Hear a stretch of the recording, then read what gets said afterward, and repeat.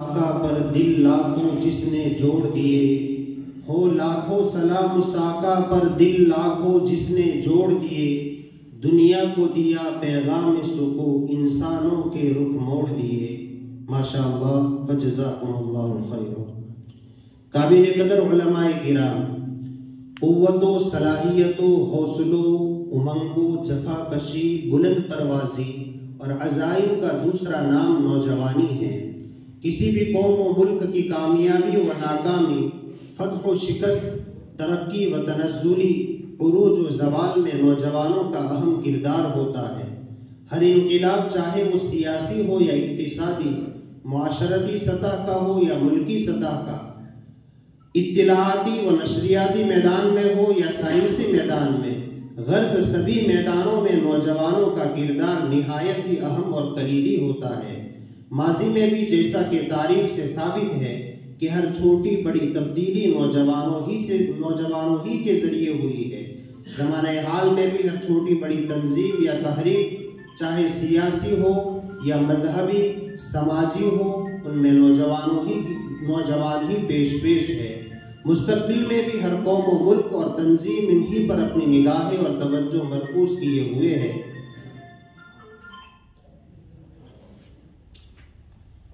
عقابی روح جب بیدار ہوتی ہے جوانوں میں، عقابی روح جب بیدار ہوتی ہے جوانوں میں، نظر آتی ہے ان کو اپنی منزل آسمانوں میں۔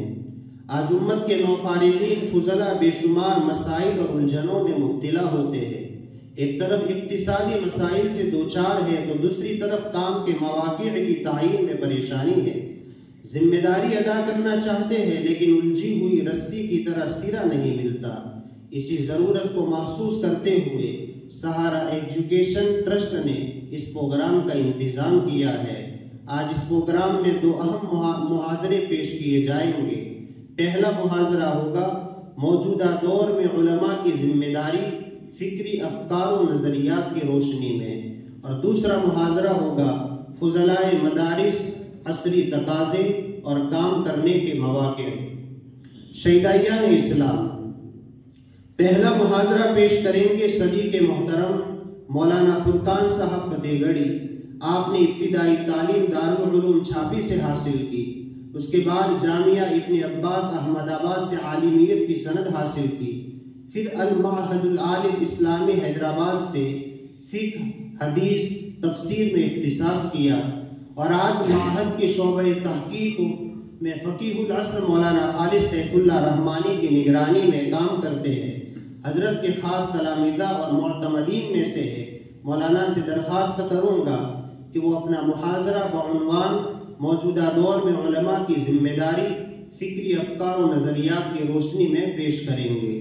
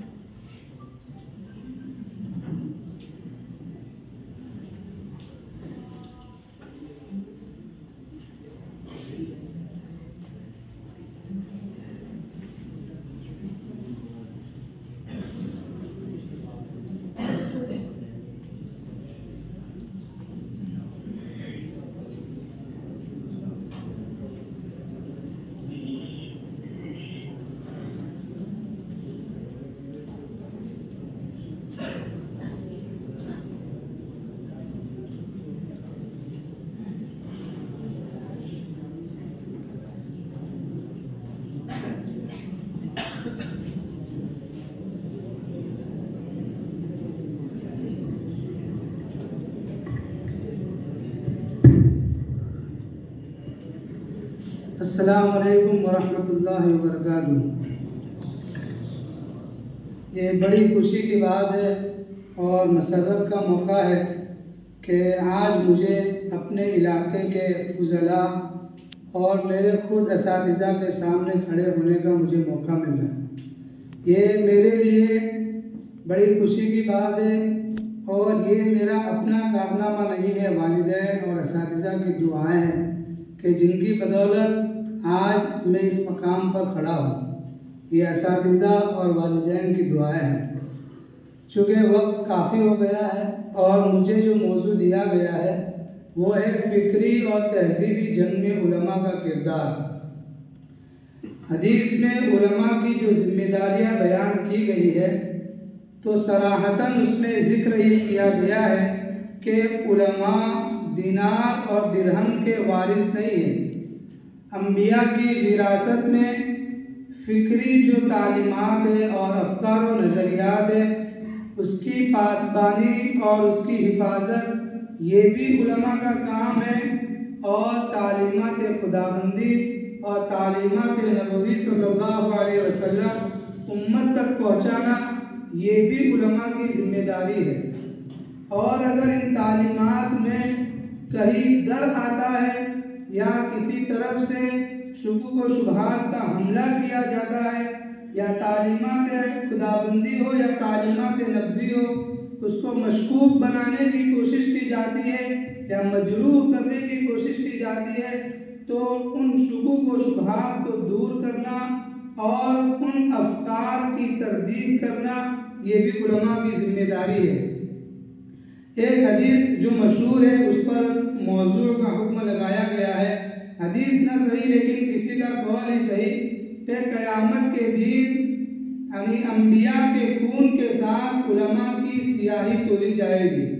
علماء جو روشنائی استعمال کرتے ہیں وہ روشنائی شہیدوں کے خون کے ساتھ تولی جائے گی۔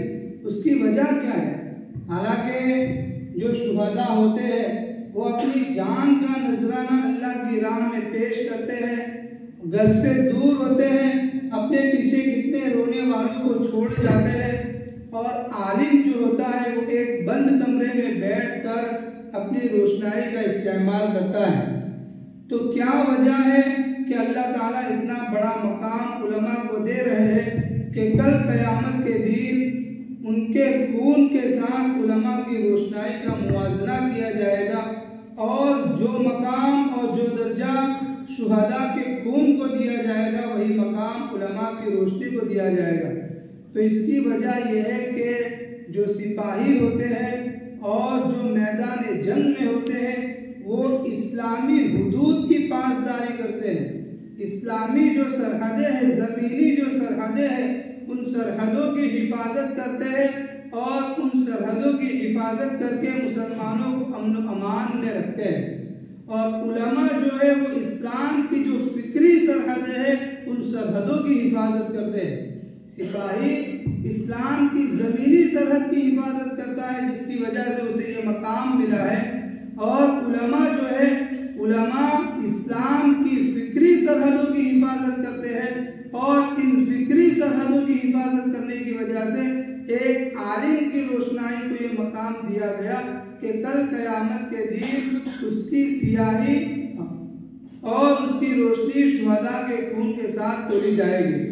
تو آپ سارے کے سارے علماء ہیں، فضلاء ہیں، آپ کی ذمہ داری عوام جو ہے ان کے مقابلے میں حد درجہ بڑھی ہوئی ہے۔ آج اس وقت جو دور گزر رہا ہے اور اس وقت جو دور چل رہا ہے یہ دور تلوار اور ہتھیاروں کا دور نہیں ہے۔ اس وقت یہ جو تہذیبوں کا آپسی کشمکش ہے اور اس دور میں جتنی بھی جنگیں ہو رہی ہیں تو تلواروں کا یا نیزوں کا یا خنجروں کا دور نہیں ہے۔ اس وقت تہذیبی جنگ لڑی جا رہی ہے۔ مغربی مفکرین اور مغربی جو دانشور ہیں ان کا کہنا یہ ہے کہ اس وقت یہ دور ایک فکری اور تہذیبی جنگ سے گزر رہا ہے۔ اس وقت ہمیں اسلامی یعنی زمینی جو سرحدیں ہیں، زمینی سرحدوں سے زیادہ اہم جو مسلمان ہیں مسلمانوں کی اسلامی اور فکری سرحدوں کی حفاظت ضروری ہے، چونکہ فکری اعتبار سے اور نظریاتی اعتبار سے مسلمانوں میں شکوک و شبہات اور خاص طور جو اصلی تعلیم یافتہ طبقہ ہے ان میں سرایت کر رہی ہے۔ ایک رپورٹ میں نے چند سال پہلے پڑھی تھی برِ صغیر میں خصوصاً پڑوسی ملک اور ہندوستان کے حوالے سے کہ اس وقت یہ ایسی کشمکش جاری ہے اور لوگ الہادی فکر اور تجدد سے اس قدر متاثر ہو رہے ہیں کہ ایک سال میں 20,000 سے زائد مسلمان فکری ارتداد کا شکار ہو رہے ہیں۔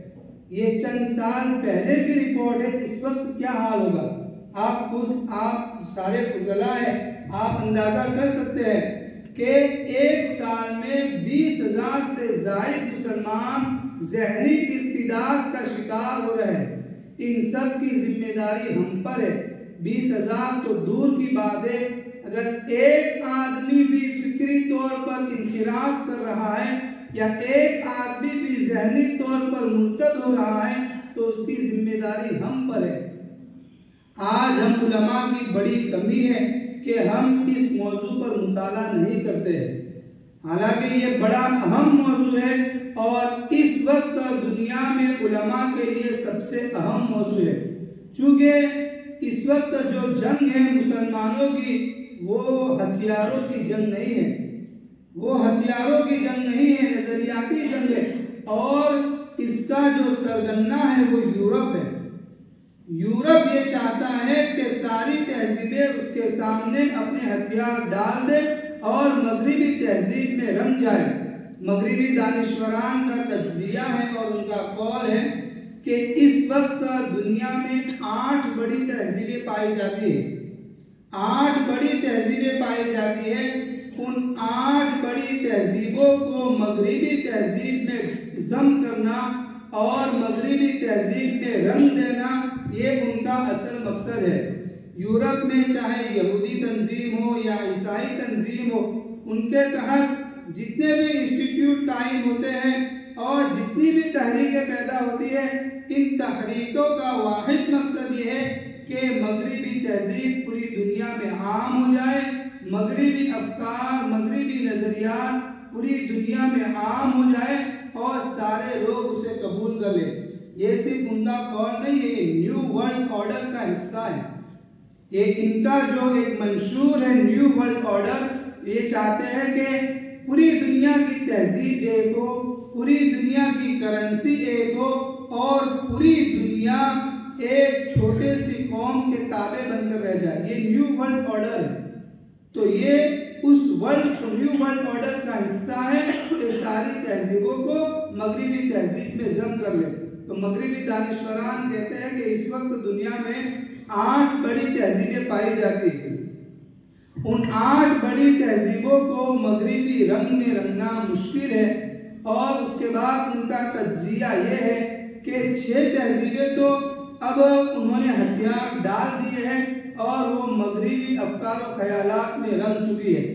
2 تہذیبیں ہیں جو اس وقت مغرب سے لڑ رہی ہے، اس میں ایک چینی تہذیب ہے اور ایک اسلامی تہذیب ہے، لیکن ان کا تجزیہ یہ بھی ہے کہ دیر سویر صحیح لیکن چینی تہذیب بھی اپنے ہتھیار ڈال دے گی اور مغربی افکار کو قبول کر لے گی۔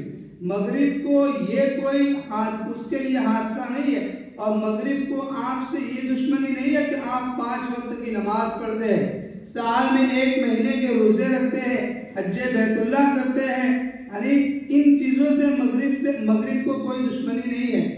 آپ سے ان لوگوں کی جو دشمنی ہے وہ دشمنی یہ ہے کہ آپ اسلامی تشخص پر قائم ہیں، اسلامی تہذیب کے امین ہیں، اسلامی تہذیب کے پاسبان آپ ہیں، تو ان لوگوں کو آپ سے جو دشمنی ہے وہ اس چیز کو لے کر دشمنی ہے۔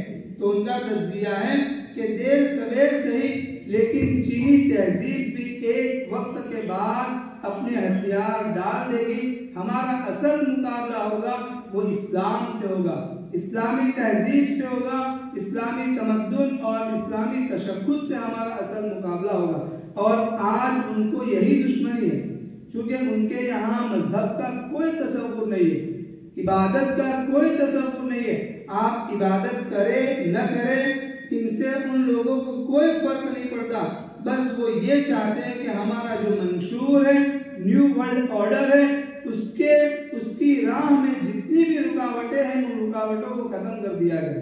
اور اس راہ کی سب سے بڑی رکاوٹ یہ ہماری اسلامی تہذیب ہے. تو اس وقت اس دور میں یہ سب سے بڑی کشمکش ہے اور اس کی ذمہ داری ہم علماء پر ہے. آپ سارے لوگ فضلاء ہیں. یہ موضوع بر صغیر میں اتنا الغزو الفکری کے نام سے جو موضوع پڑھایا جاتا ہے بر صغیر میں اس کا اتنا تعارف نہیں ہے. ورنہ بر صغیر کو چھوڑ کر جتنی بھی اسلامی جامعات ہیں چاہے پورے عرب ممالک کی یونیورسٹیز ہو یا وہاں کی جامعات ہو افریقہ کی جامعات ہو جہاں پر بھی مطلب اسلامی مدارس یا اسلامی جامعات موجود ہیں وہاں یہ نصاب کا حصہ ہے. الغزو الفکری یہ مستقل نصاب کا حصہ ہے. اور آج جتنی ضرورت ہے 10 سال بعد ہمیں اس سے دگنی ضرورت ہوگی. اس لیے یہ آپ جو لوگ ہیں یہ آپ مستقبل ہے, اس قوم کا مستقبل ہے. خصوصاً ہندوستان میں بھی یعنی جو برہمنوں کی طرف سے یا ہمارے جو برادران وطن ہیں ان کی طرف سے جو تہذیبی انضمام کی کوشش ہو رہی ہے. مسلمانوں کو کبھی یہ کہا جاتا ہے کہ ہندوستان کے سارے لوگ ہندو ہیں یعنی ان کے آباء و اجداد ہندو تھے. تو یہ جو ساری چیزیں ان کی زبان سے نکلتی ہے یہ پیش خیمہ ہے. یہ پیش خیمہ ہے. وہ لوگ یہ چاہتے ہیں کہ مسلمانوں کو اپنی تہذیب یعنی کثرتی جو لوگ ہیں یہاں وہ اپنی تہذیب میں ضم کر لیں. اس لیے ہم علماء کی ذمہ داری دوہری ہے. ہمیں اس پہ مطالعہ کرنا چاہیے. اور مسلمانوں میں ہم یہ سمجھتے ہیں کہ ہمارے مدارس میں ایسی چیز نہیں ہے, ہم واقف نہیں. ہم دیہاتوں میں جو جاتے ہیں وہ ہم واقف نہیں. دیہاتوں میں لوگ صرف اللہ اور رسول کا نام جانتے ہیں ورنہ فکری طور پر وہ انحراف کا شکار ہو چکے ہیں.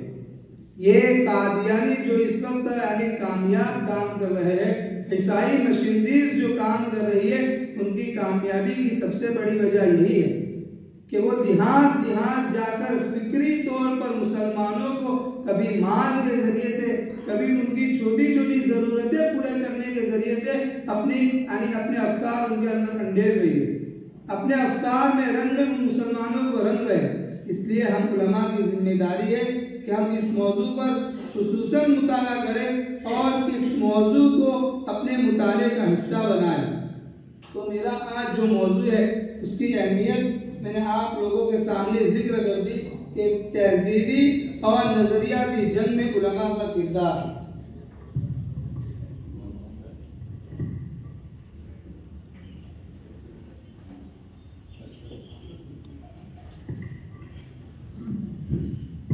الغزو الفکری یہ جو موضوع ہے یہ میں نے اہمیت آپ کے سامنے بیان کر دی اور یہ بھی بتا دیا کہ بر صغیر میں اس کا رجحان نہیں ہے. بر صغیر کے علاوہ جتنے بھی اسلامی مدارس ہیں ان مدارس میں یہ مستقل ایک موضوع ہے اور مستقل نصاب کا حصہ ہے. اب اس کی تاریخ کیا ہے؟ تو اس کی تاریخ یہ آپ صلی اللہ علیہ وسلم کے زمانے سے فکری اور نظریاتی جنگ مسلمانوں کے درمیان جاری ہے. اس کو دانشوران 5 حصوں میں تقسیم کرتے ہیں کہ 5 حصے, لیکن چونکہ پہلے زمانے میں یہ جنگ جاری تھی لیکن اس کے اثرات ظاہر نہیں ہو رہے تھے. اس کی سب سے بڑی وجہ یہ ہے کہ اس وقت اسلام کا غلبہ تھا اور سیاسی استحکام مسلمانوں کے پاس موجود تھا. سیاسی استحکام کے موجود ہونے کی وجہ سے اور اسلام کا غلبہ ہونے کی وجہ سے یہ نظریات اسلامی معاشرے میں پنپ نہیں رہے تھے اور اسلام کا غلبہ رہ رہا تھا. لیکن چونکہ صلیبی جنگوں میں مسلسل ہار کے بعد عیسائیوں نے اپنے جنگ کا طریقہ تبدیل کر دیا. ہر زمانے کے اعتبار سے جنگ کے طریقے مختلف ہوتے. ایک زمانہ تھا کہ تلوار اور تیر کے ذریعے سے جنگ کی جاتی تھی. اس کے بعد کا زمانہ آیا کہ بندوق کے ذریعے سے پستول اور بندوق کے ذریعے سے جنگ کی جانے لگی. اس کے بعد کا زمانہ آیا بوم کے ذریعے سے اور توپ کے ذریعے سے. اور یہ جو زمانہ ہے وہ نیوکلیئر ہتھیاروں کا. اور اس سے بھی آگے بڑھ کر یہ کہوں کہ اس وقت جو جنگ کا زمانہ ہے وہ نظریاتی جنگ کا زمانہ ہے۔ اس وقت توپ کی اور بندوقوں کی ضرورت نہیں ہے، اور اصل بات یہ ہے کہ طاقت کے بل بوتے پر اگر کسی قوم کو مسخر کیا جائے تو وہ دیر پا نہیں رہتا، وہ غلامی دیر پا نہیں رہتی، اور جس قوم کو نظریاتی بل بوتے پر مغلوب کر دیا جائے اس کی نسلیں غلام بن جاتی ہے۔ اس لیے اس وقت جو کوشش ہے وہ کوشش یہ ہے کہ مسلمانوں کو تہذیبی اور نظریاتی جنگ میں ہرا دیا جائے، اور اس نظریاتی جنگ میں انہیں مغلوب کر دیا جائے تاکہ ان کی نسلیں بھی مغربی تہذیب کی غلام بن کر رہ جائے۔ اس لیے ہم سب کے لیے یہ بہت اہم موضوع ہے، اور ہمارے لیے بہت ضروری بھی ہے کہ ہم اس موضوع پر مطالعہ کریں، سیکنڈ ہینڈ انفارمیشن نہیں، ہم براہ راست ان کتب کو نکال کر ان کتب سے مطالعہ کریں۔ آج ہمارے فضلاء کا ایک المیہ یہ بھی ہے کہ وہ خود مطالعہ نہیں کرتے، اساتذہ نے جو باتیں سنائی ہے اس کو ساری جگہ سناتے ہیں۔ یہ آپ کے پاس اساتذہ کی باتیں ہیں، لیکن آپ کو اس پر قناعت نہیں کرنا ہے۔ وہ تو اشارے کرتے ہیں، وہ منزل دکھاتے ہیں، وہ لوگ راستہ دکھاتے ہیں کہ یہ راستے سے آپ لوگ منزل تک پہنچ جاؤ گے۔ تو ہماری ذمہ داری یہ ہے کہ اساتذہ نے جو راہ دکھائی ہے اس راہ پر ہم چلے اور منزل کو پہنچے، صرف ہم یہاں بیٹھ کر منزل کو نہ دیکھیں۔ اس وجہ سے ان کی باتوں کے علاوہ ہم براہ راست اس موضوع کا مطالعہ کریں۔ یہ صلیبیوں نے جنگ شروع کی تھی شروع میں، تو مسلسل انہیں اس میں شکست ملتی رہی اور وہ لوگ مسلمانوں سے کامیاب نہیں ہو پا رہے تھے۔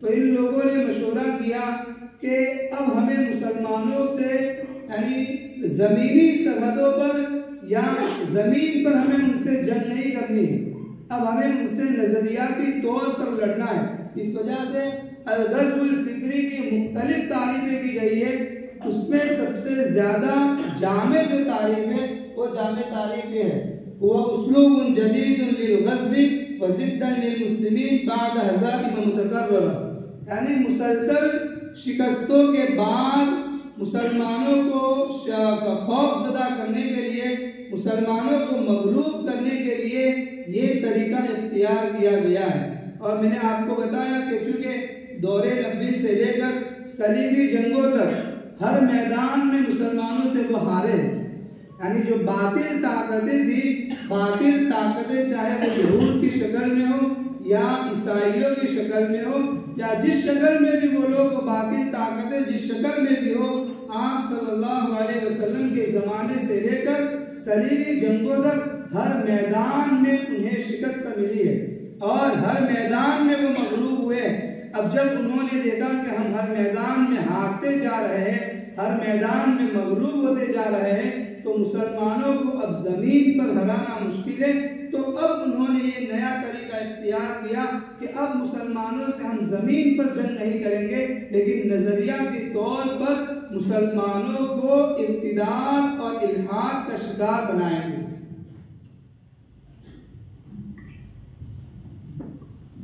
اس کا مقصد کیا ہے؟ اس کا مقصد میں نے آپ کے سامنے واضح کر دیا کہ یہ لوگ چاہتے ہیں کہ اسلامی جو تہذیب ہے، اسلامی تہذیب کو ختم کر دے اور اسلامی تہذیب کو مغربی تہذیب میں رنگ دے۔ اب اس کے لیے وہ کن چیزوں کا سہارا لیتے ہیں، وہ اس کے جو اسباب ہے اور اسباب کو آگے بھی میں ذکر کروں گا۔ تو سب سے بڑا سہارا یہ لیتے ہیں کہ اسلامی جو مسلمات ہیں، یعنی اسلامی تعلیمات کے جو مسلمات ہیں، ان مسلمات میں یہ لوگ شکوک و شبہات پیدا کرتے ہیں، اور شکوک و شبہات پیدا کرنے کے ذریعے سے دین کے جو مسلمات ہیں ان مسلمات میں شکوک و شبہات پیدا کرتے ہیں، اور شکوک و شبہات کی راہ سے وہ مسلمانوں کو ذہنی ابتداع کا شکار بناتے ہیں۔ تو یہ الغزو الفکری کا مقصد ہے، یعنی مصادر اسلامی میں شکوک و شبہات پیدا کرنا اور مسلمانوں کو اسلامی تعلیمات کے حوالے سے مشکوک بنا دینا، یہ الغزو الفکری کا مقصد ہے۔ اب تیسری چیز یہ ہے کہ میدان میں لڑی جانے والی جنگیں اہم ہیں، یا تہذیبی اور نظریاتی جو جنگیں ہیں وہ اہم ہیں؟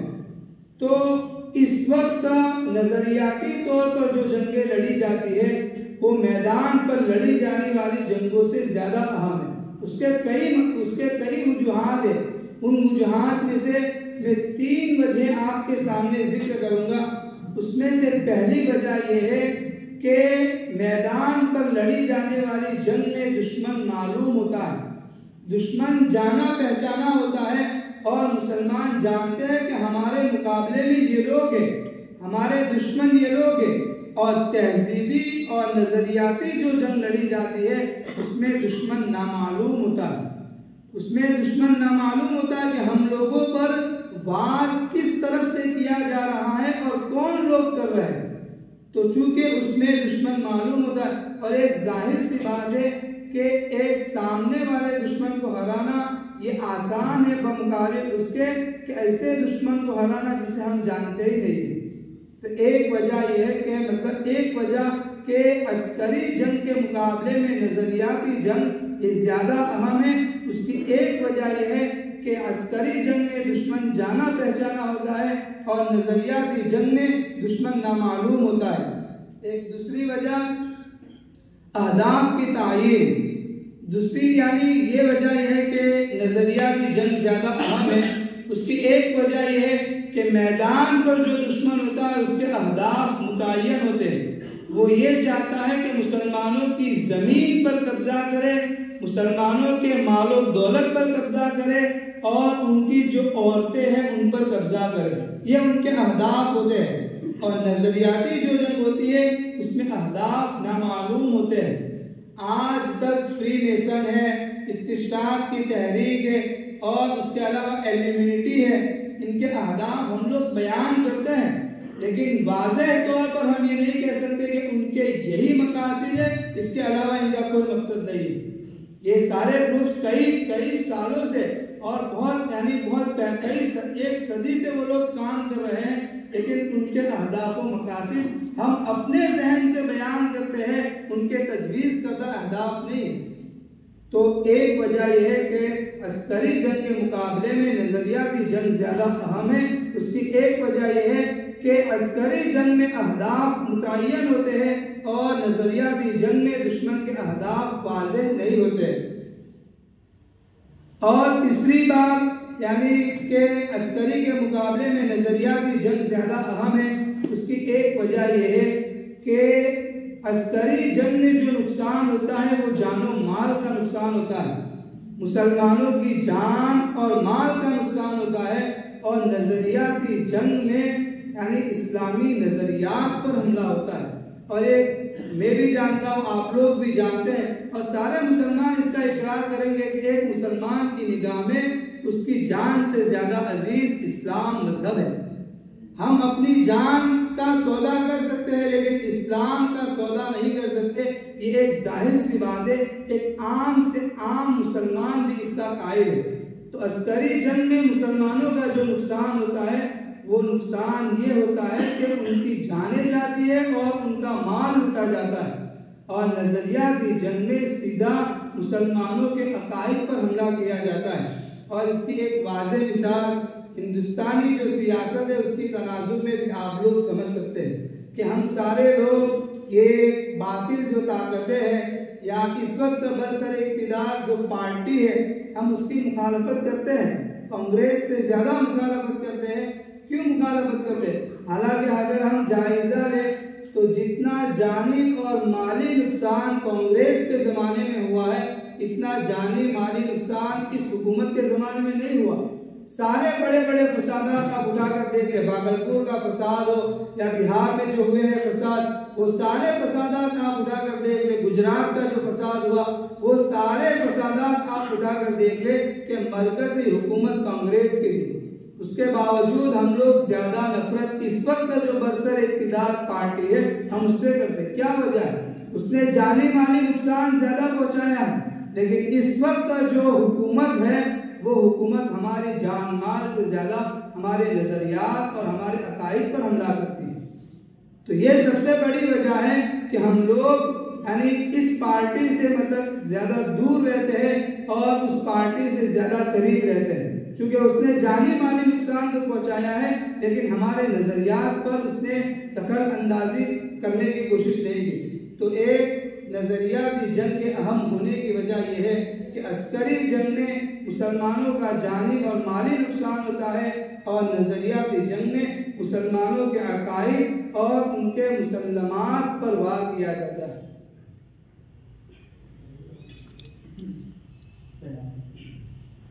اب فکری اور نظریاتی جنگوں کے محاذ کیا ہے؟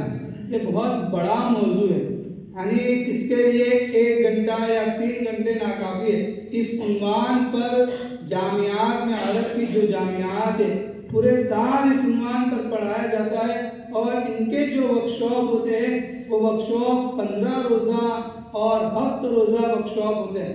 تو اس کے محاذ تو کئی سارے ہیں، کئی سارے محاذ ہیں کہ جن کے خلاف ہمیں لڑنا ہے اور علماء کو تیاری کرنی۔ ہم لوگ بہت پیچھے ہیں، مطالعے کے حوالے سے ہم لوگ بہت پیچھے ہیں۔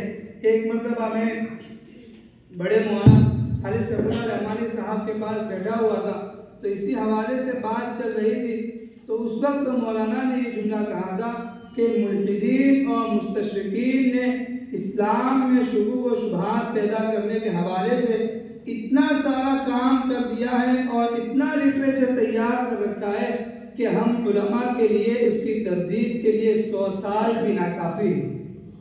اتنا زیادہ کام وہ لوگ کر رہے، ان کو اپنے مقصد سے دھن سوار ہے، اور وہ اپنے مقصد سے جنون کی حد تک پیار کرتے ہیں۔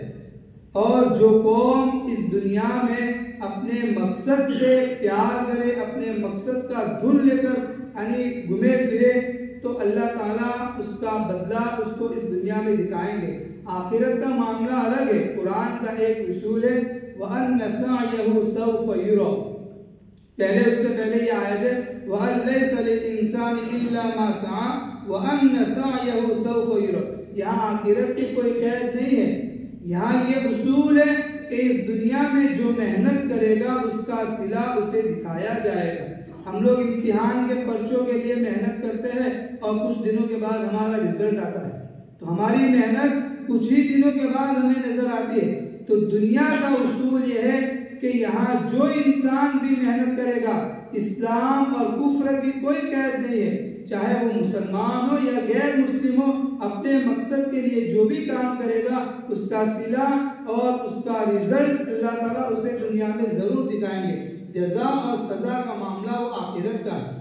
اسی لیے ہم لوگ جو دیکھتے ہیں نا کہ باطل طاقت ہے، باطل قوت ہے، دن بدن ترقی کر رہی ہے، اور ہماری مسلم تحریکیں دن بدن تنزلی کا شکار ہو رہی ہے۔ اس کی ایک وجہ یہ ہے کہ وہ لوگ اپنے مشن میں سرگرم ہیں، وہ لوگ اپنے مشن میں سرگرم ہیں اور اپنے مشن کو اپنے اوپر سوار کیے ہوئے ہیں۔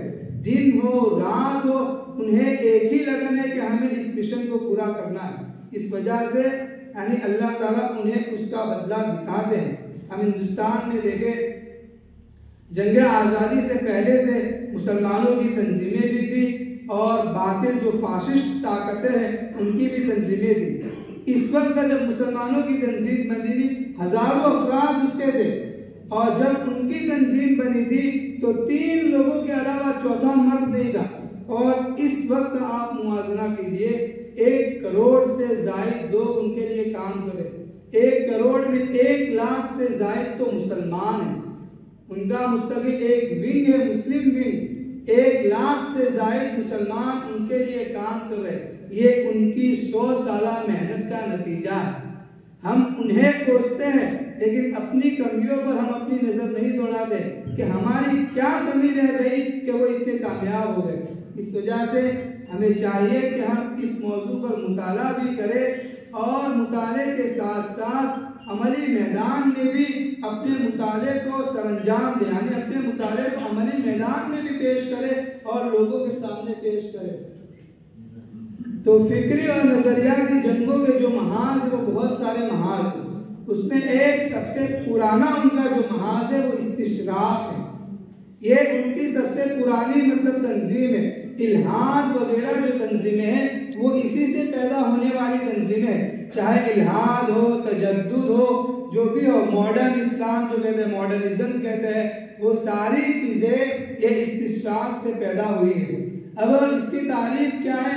اس کی تعریف یہ ہے کہ جو ملحدین ہیں، جو مستشرقین ہیں، یعنی جن کو اسلامی نظریات سے، دینی مسلمات سے چڑ ہے، اور جو لوگ یہ چاہتے ہیں کہ پوری دنیا کو مغربی تہذیب میں رنگ دے، پوری دنیا کو مغربی تہذیب کے رنگ میں دیکھنا چاہتے ہیں، تو یہ لوگ مطلب اس کی تعریف ہے کہ یہ لوگ ان چیزوں کا مطالعہ کرتے ہیں، حدیث کا بھی مطالعہ کرتے ہیں، براہ راست قرآن کریم کا بھی مطالعہ کرتے ہیں، اسلامی ادب کا بھی مطالعہ کرتے ہیں، اسلامی معاشرے کا بھی مطالعہ کرتے ہیں۔ غرض یہ کہ اسلامی جتنے بھی موضوعات ہیں ان موضوعات کا وہ لوگ براہ راست مطالعہ کرتے ہیں، اور مطالعہ کرنے کا مقصد ان کا اسلامی معلومات حاصل کرنا نہیں ہے، بلکہ اس مطالعے سے اسلام میں شکوک و شبہات پیدا کرنا اور مسلمانوں کو اسلام سے دور رکھنا ہے۔ اور مطالعے کے بعد جو اشکالات اور جو شکوک پیدا کیے جاتے ہیں اس کا جواب دینا اتنا آسان نہیں ہے، اس کے جواب کے لیے ہمیں تیاری کرنی پڑے گی۔ جب یہاں یہ ٹرپل طلاق کا جو کیس چل رہا تھا، اور اس سے پہلے بھی مطلب اسلامی جو قوانین ہے اس کے بارے میں جو کیس جو یہاں سپریم کورٹ میں چلے ہیں، تو بڑے مولانا ایک مرتبہ فرما رہے تھے کہ ان لوگوں کی طرف سے جتنے بھی اعتراضات آئے ہیں ایک کا بھی جواب دینا ہمیں مشکل نہیں لگا، یعنی چونکہ ان کا اسلام کے حوالے سے ان کا مطالعہ نہیں ہے، وہ لوگ ایسا اعتراض نہیں کر سکتے کہ جس کا جواب دینا علماء کے لیے مشکل ہو۔ تو برادران وطن کی طرف سے چاہے ٹرپل طلاق ہو یا یتیم پوتے کی میراث کا مسئلہ ہو، تو اس پر ان کے جو اعتراضات آئے ہیں ان اعتراضات کا جواب دینا کوئی مشکل نہیں تھا، لیکن ہمارے علماء چونکہ اس کا مطالعہ کیے ہوئے ہیں اور ہمارے علماء جو ان کے لیے کام کرتے ہیں ان کی طرف سے اس موضوع پر جو سوالات اٹھائے گئے ہمیں اس کا جواب دینا مشکل پڑا، اس کے جواب دینے میں ہمیں پریشانیاں نظر آئی، کیونکہ ان لوگوں نے اسلام کا مطالعہ کیا ہوا علماء ہیں، وہ تو براہ راست قرآن و سنت کو پڑھتے ہیں، تو انہوں نے پیسوں کی خاطر ان کے لیے جو کام کیا اور ان کے لیے یعنی جو شکوک و شبہات بنا کر پیش کیے، ان کا جواب دینا ہم علماء کو بھی بھاری پڑا، اتنے بڑے بڑے علماء کو بھاری پڑا، تو آپ سوچئے کہ ہمیں اس حوالے سے کتنے مطالعے کی ضرورت ہے۔ تو یہ لوگ جو مطالعہ کرتے ہیں وہ قرآن و سنت کو سمجھنے کے لیے نہیں، بلکہ مسلمانوں کے دلوں میں اور ان کے ذہنوں میں اسلام کے حوالے سے شکوک و شبہات پیدا کرنے کے لیے وہ لوگ یہ مطالعہ کرتے ہیں۔ اب ان کے کیا مقاصد ہیں؟ تو اس کے کئی مقاصد علماء نے لکھے، اس میں سے 3 اہم مقصد ہیں ان لوگوں کے۔ مستشرقین جو ہوتے ہیں ان کے 3 اہم مقصد ہیں۔ پہلا مقصد یہ ہے کہ جو مصادر اسلامی ہیں اس میں آمیزش کرنا، یعنی حدیث کے نام سے جھوٹی باتیں پھیلانا، تفسیر کے نام سے تفسیر بالرائے کو پھیلانا۔ تو مصادر اسلامی جو ہے چاہے قرآن ہو، سنت ہو، حدیث ہو، فقہ ہو، اجماع ہو، یہ جو قرآن کے جو 4 ستون یعنی اسلام کے جو 4 ستون ہیں جو مصادر اسلامی کہلاتے ہیں، ان میں شکوک و شبہات اور اس میں آمیزش کرنا۔ اس وقت ہم لوگ جو گزر رہے مستقل ان لوگوں کے گروپ بنے ہوئے ہیں، استشراق کے تحت اور فری میسن کے تحت ان لوگوں کے مستقل گروپ بنے ہوئے ہیں جن کا مقصد یہ ہے کہ مسلمانوں میں سوشل میڈیا پر جھوٹی حدیثیں پھیلانا، من گڑت موضوعاتی روایتیں پھیلانا، یہ ان لوگوں کا مقصد، اور مستقل اس کام کے لیے انہیں تنخواہ دی جاتی ہے۔ تو ان کا پہلا مقصد یہ ہے کہ وہ مصادر اسلامی میں آمیزش سے کام لیتے ہیں۔ دوسری بات تعلیمات اسلام کو مجروح کرنا، یعنی جیسے اسلامی جو قوانین ہیں چاہے وہ جہاد کے قوانین ہو یا عورتوں کے تعلق سے جو اسلام کے، حالانکہ اگر ہم مطالعہ کریں تو اس سے زیادہ انصاف پسند قوانین کسی مذہب میں موجود نہیں۔ ہر مذہب افراط و تفرید کا شکار ہے، اور افراط و تفرید کے شکار ہونے کی وجہ سے ان لوگوں کا مذہب یعنی انسانیت کے لیے رہنما نہیں بن سکتا۔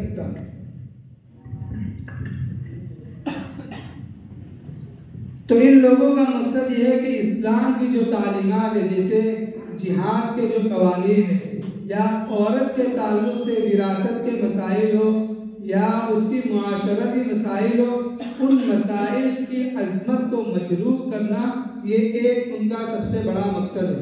ایک تیسرا مقصد یہ ہے قوانین اسلامی پر شکوک و شبہات پیدا کرنا۔ یہ بھی اسی قبیل سے ہے کہ اسلامی جو تعلیمات ہے، دوسرا جو مقصد تھا جیسے نماز ہے تو نماز کی اہمیت کو ختم کرنا، روزہ ہے روزے کی اہمیت کو ختم کرنا، اور اس حوالے سے شکوک و شبہات پیدا کرنا، ان لوگوں کے بڑے مقاصد میں شامل ہے۔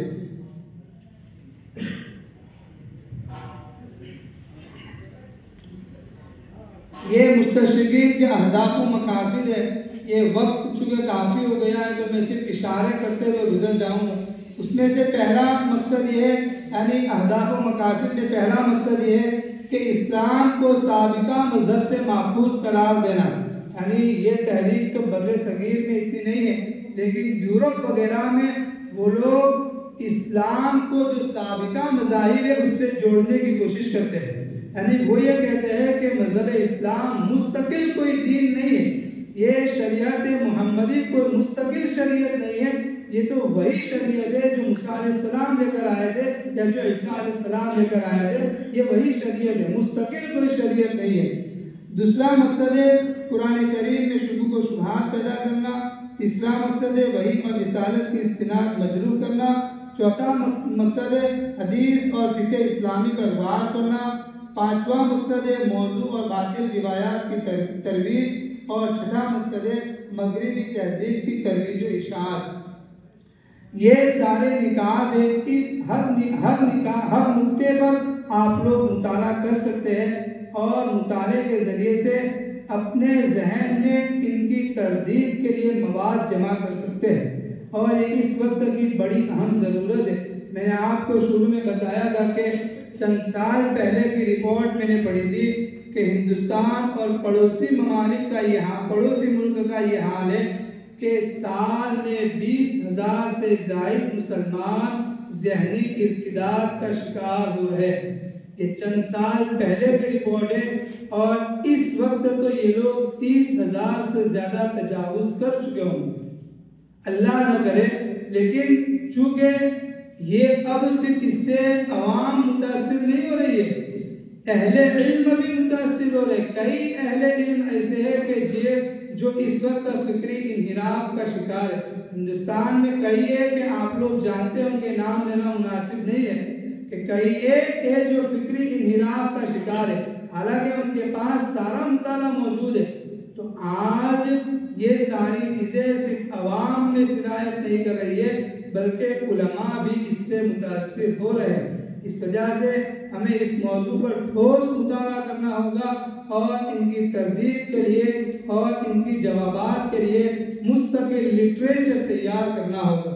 تو یہ سارے مقاصد یہ مستشرقین کے ہیں۔ اب استشراق کا مقابلہ کیسے کیا جائے، یہ صرف مختصر پوائنٹ سے بہت بڑا موضوع ہے، آپ لوگ مستقل اس پر مطالعہ کیجیے۔ عربی میں اس پر بہت سارا مواد موجود ہے، کئی ساری کتابیں ہیں جو عربی میں ہیں اور اس موضوع پر لکھی گئی ہے۔ اردو میں اس موضوع پر کتابیں نہ کے برابر ہے، اس موضوع پر بہت کم کام ہوا ہے۔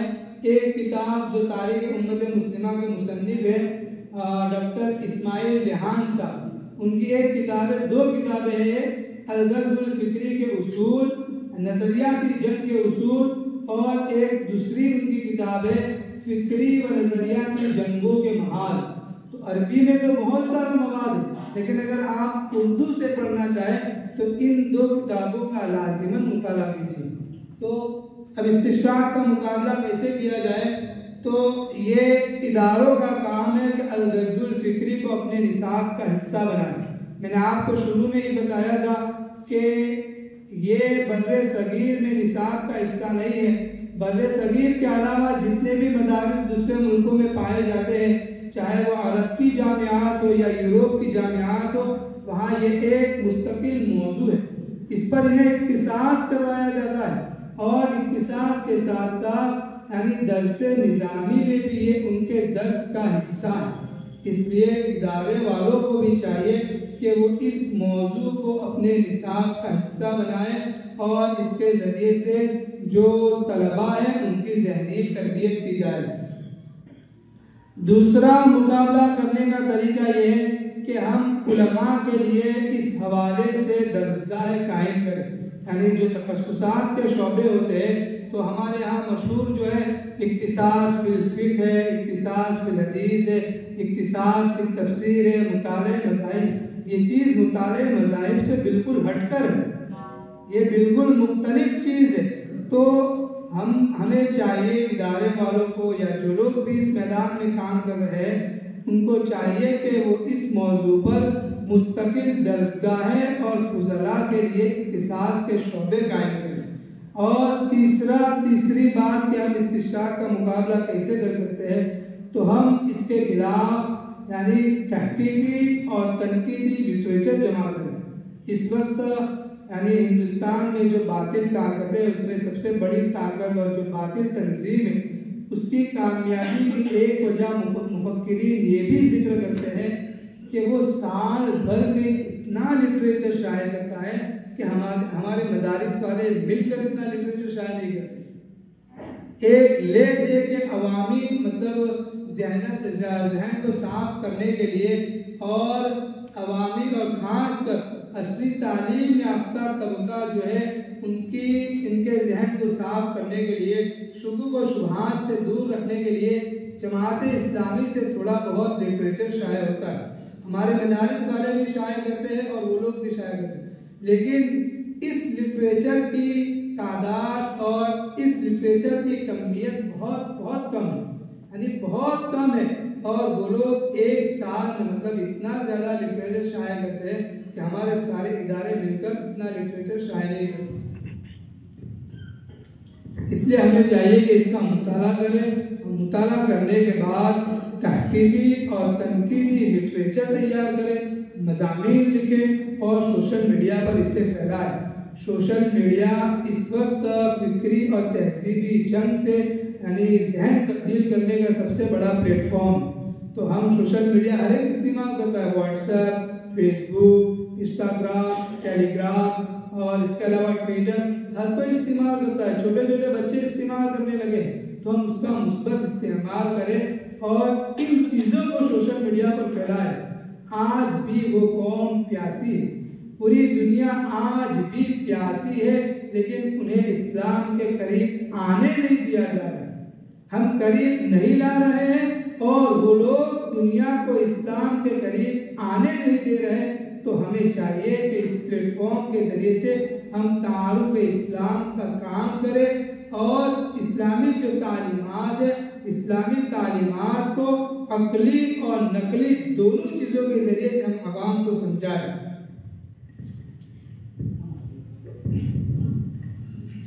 یہ استشراق یہ سب سے بڑا محاذ ہے، فکری جنگ کا سب سے بڑا محاذ ہے، اور اسی کے تحت سارے کام ہوتے ہیں، اور اسی کے تحت ایک ہے الحاد۔ اب الحاد کیسے پیدا ہوا اور الحاد کی تعریف کیا ہے، تو بہت لمبی تعریف۔ الحاد ایمان کسے کہتے ہیں، تو ایمان صرف خدا پر ایمان لانا اور رسالت کا اقرار کرنا یہ کافی نہیں ہے۔ ایمان یہ ہے، یعنی قرآن کریم کی سورہ نساء کی آیت ہے وَمَن يَكْفُرْ بِاللَّهِ وَمَلَائِكَتِهِ وَكُتُبِهِ وَرُسُلِهِ وَالْيَوْمِ الْآخِرِ فَقَدْ ضَلَّ ضَلَالًا بَعِيدًا، کہ صرف اللہ تعالیٰ پر ایمان لانا یا رسالت کا اقرار کرنے سے ایمان مکمل نہیں ہو جاتا، اللہ تعالیٰ پر بھی ایمان ہو، رسالت کا بھی اقرار ہو، یوم آخرت کا بھی اقرار ہو، فرشتوں اور رسولوں کا بھی اقرار ہو، ان سب چیزوں کا اقرار کے مجموعے کا نام ایمان ہے۔ اور مسلم کی روایت میں جو یہ ہے ان تؤمن باللہ وملائکتہ وکتبہ ورسلہ والیوم الآخر وتؤمن بالقدر خیرہ وشرہ، یہ مسلم شریف کی روایت ہے، اس میں وضاحت سے بیان کیا گیا ہے کہ ایمان کے اجزاء کیا ہیں۔ تو ان اجزاء سے مل کر جو چیز وجود میں آتی ہے اس کا نام یعنی ایمان ہے۔ اگر ہم نے ان میں سے کسی ایک کا بھی انکار کر دیا تو ایمان باقی نہیں رہتا۔ ایمان باقی نہیں رہتا. تو الحاد اسے کہتے ہیں. الحاد یہ ہے کہ اجزاء ایمان میں سے کسی کا انکار کرنا، یہ الحاد ہے.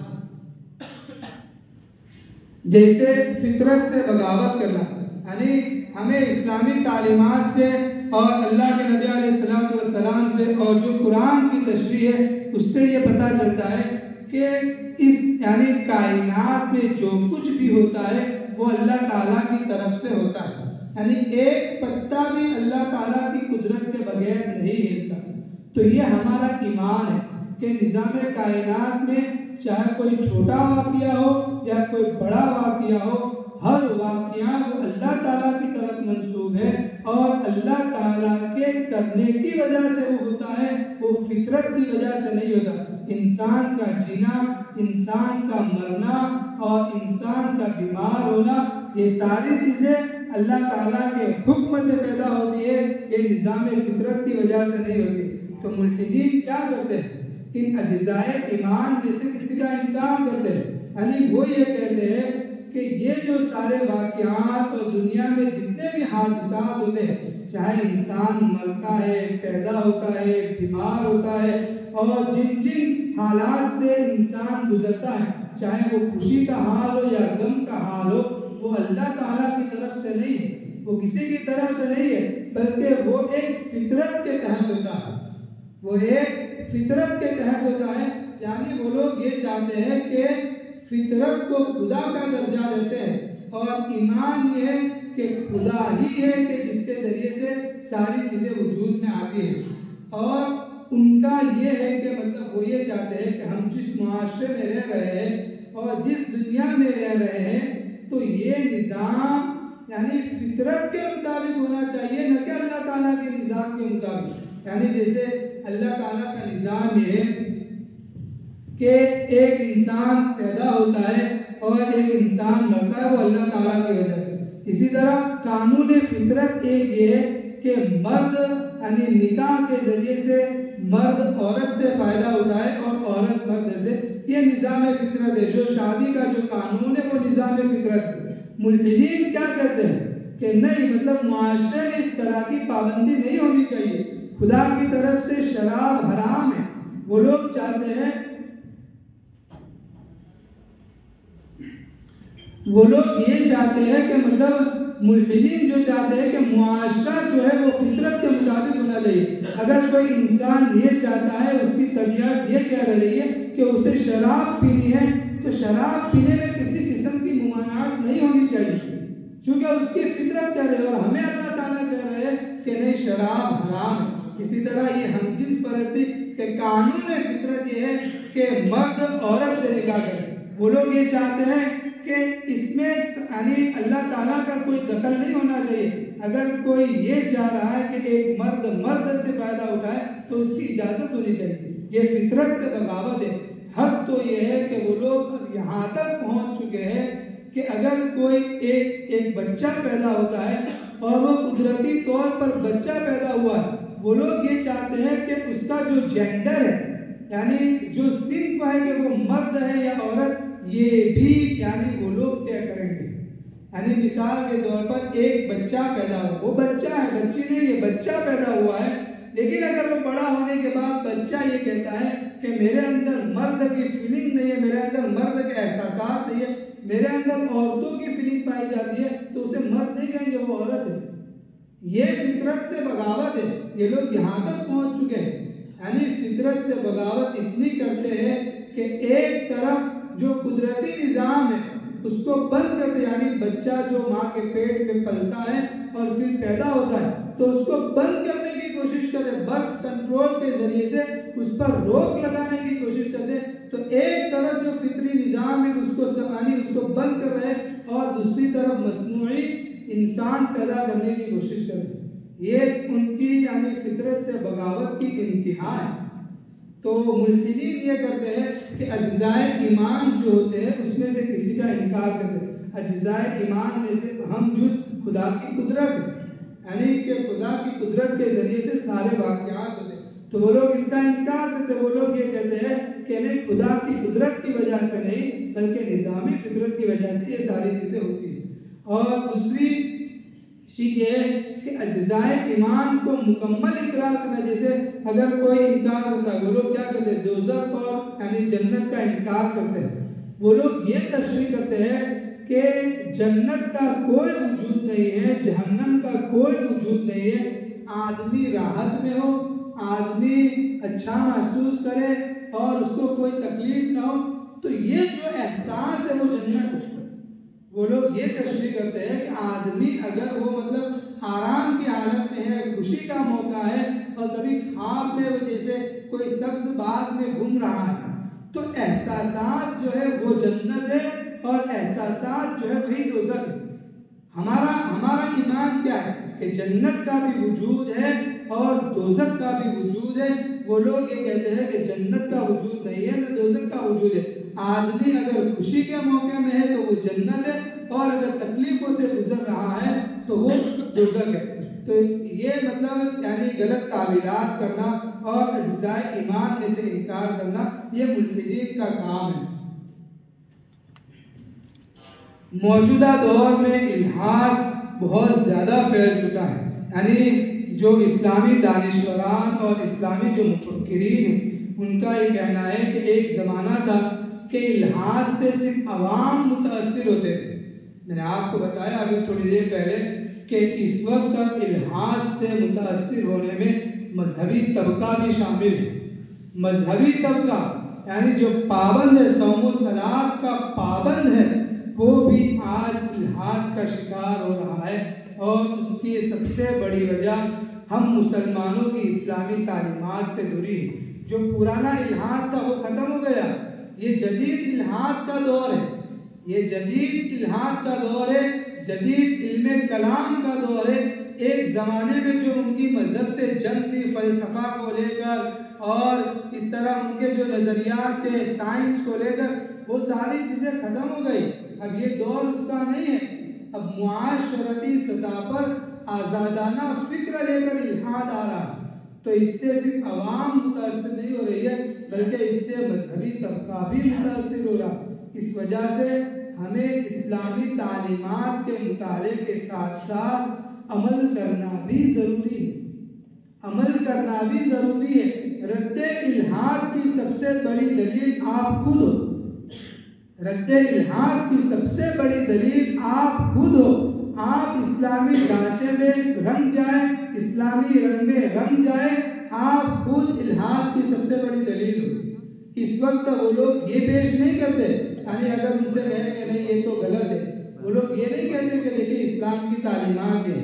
یعنی ہم لوگ کہتے ہیں کہ انصاف ایک بہت محمود چیز ہے، مستحسن چیز ہے. اللہ تعالیٰ نے ہمیں انصاف کرنے کا حکم دیا ہے.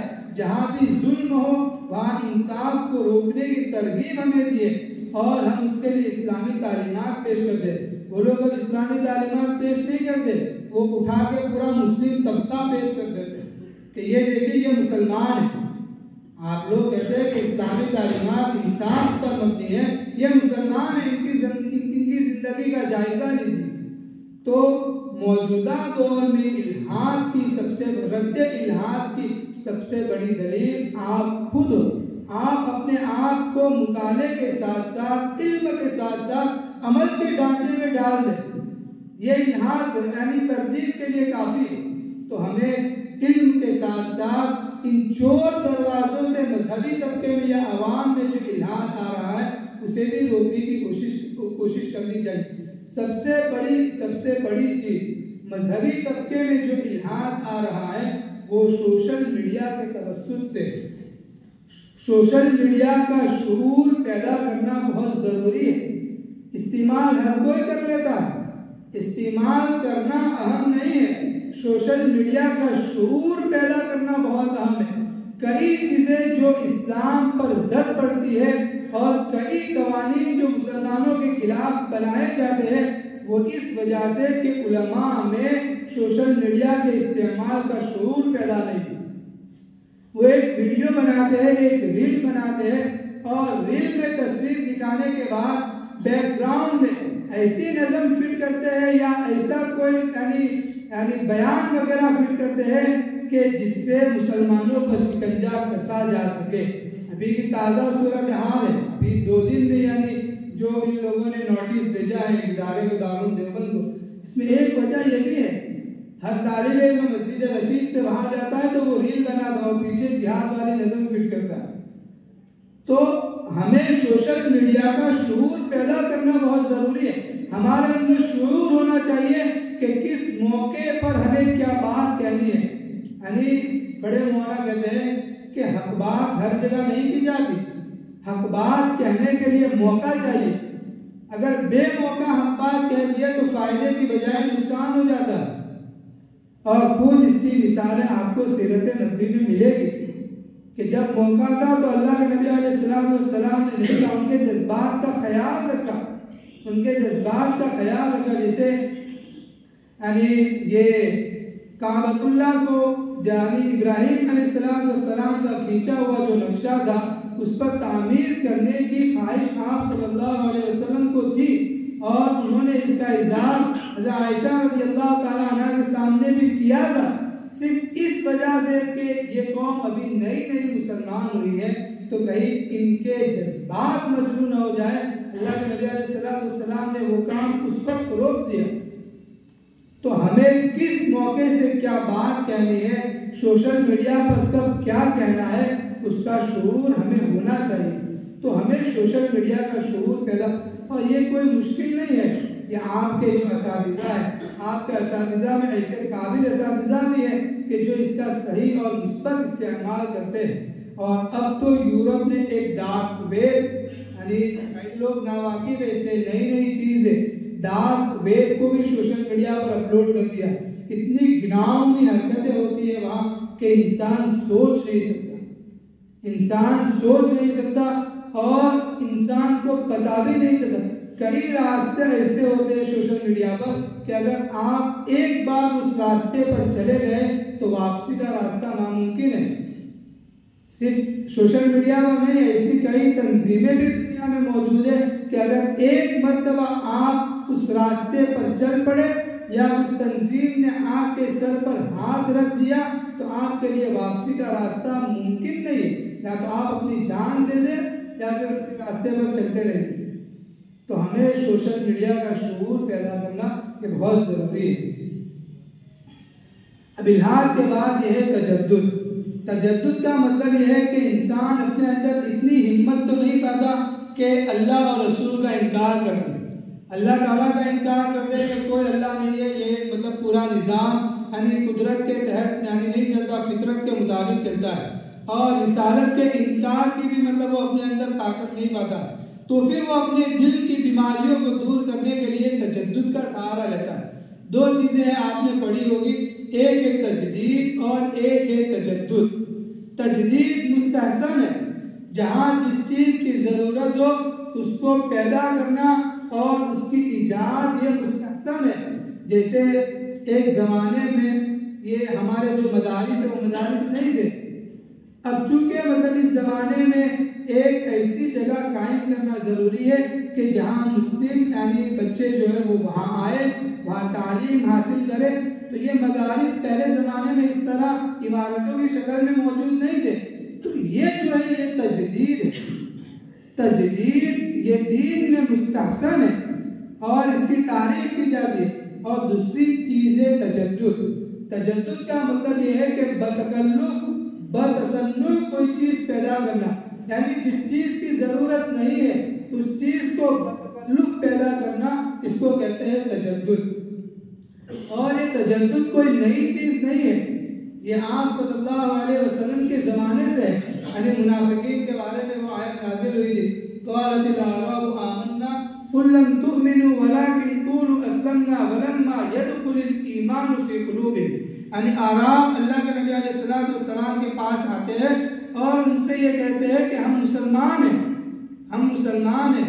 تو یہ آیت نازل ہوئی کہ آپ ان سے کہیے کہ آپ لوگوں نے صرف زبان سے اسلام کا اقرار کیا ہے، یہ ایمان تو آپ لوگوں کے دلوں تک بھی نہیں پہنچا. تو یہ تجدد کی ایک مثال ہے. یعنی انسان اقرار تو کرتا ہے کہ میں مسلمان ہوں، وہ اللہ تعالیٰ کا انکار نہیں کرتا، وہ رسالت کا انکار نہیں کرتا، وہ اپنے آپ کو ملحد بھی نہیں کہتا، اپنے آپ کو دہریہ بھی نہیں کہتا، وہ اپنے آپ کو مسلمان کہتا ہے. لیکن حقیقت یہ ہے کہ اس سے اسلام کا کوئی تعلق نہیں ہے، اس کا صرف زبانی جمع خرچ ہے، ایمان اس کے دل تک بھی نہیں پہنچا۔ یہ متجددین اس دور بھی یہی کرتے ہیں۔